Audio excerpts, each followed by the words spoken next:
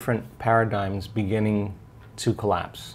You know, economically, politically, socially, environmentally, religiously, education, journalism, the medicine.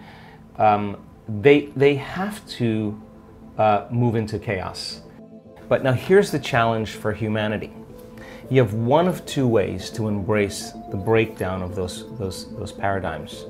You can face them with anger and hostility and fear, and you are only contributing to more of it. We have to see that those breakdowns are essential for something greater to happen. Now, we can't wait for governments to take care of us. We can't wait for medicine to give us a drug that's going to heal us from a condition. The truth is, with a greater level of consciousness, the change in awareness because of information, the greatest challenge we have as those paradigms break down is to no longer emotionally react in the same way and be victims. You can't say, this president, this person, this whatever is actually making me feel this way and think this way. Basically, you're in the program that something outside of you is controlling you, how you feel and how you think. So then to self-regulate then is to say how I think and feel is going to change my outer environment. So then we're all faced with great opportunities brilliantly disguised as impossible situations. And we are at that point, that nexus point in our evolution as a species. So then you don't try to fix that. That's never going to work. What you do is you create something better.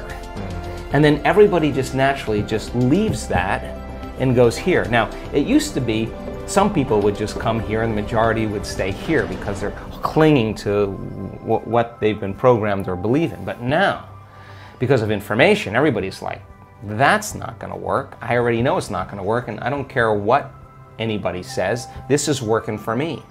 So people are moving to new applications, to new paradigms because it's working for them.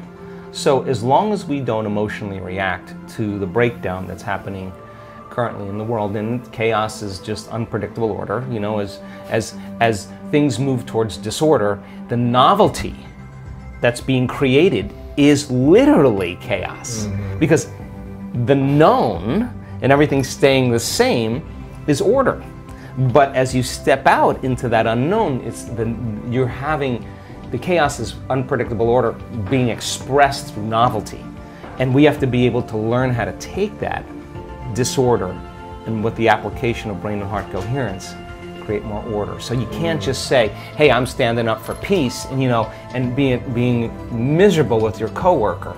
You don't get to talk about peace until you're the living prayer of peace. Not just we know crime rates go down and violence goes down when there's peace projects in communities where there's meditation on peace.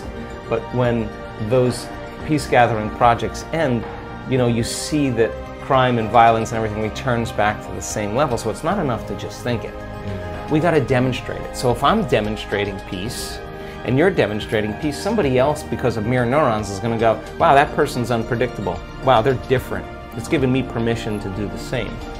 So I think that ultimately moving into that state of being, as human beings, and creating unity, that you keep watching so many programs on television that talk you into prejudice, that talk you into separation, that talk you into fear, that talk you into violence, that talk you into war, deceit, negativity.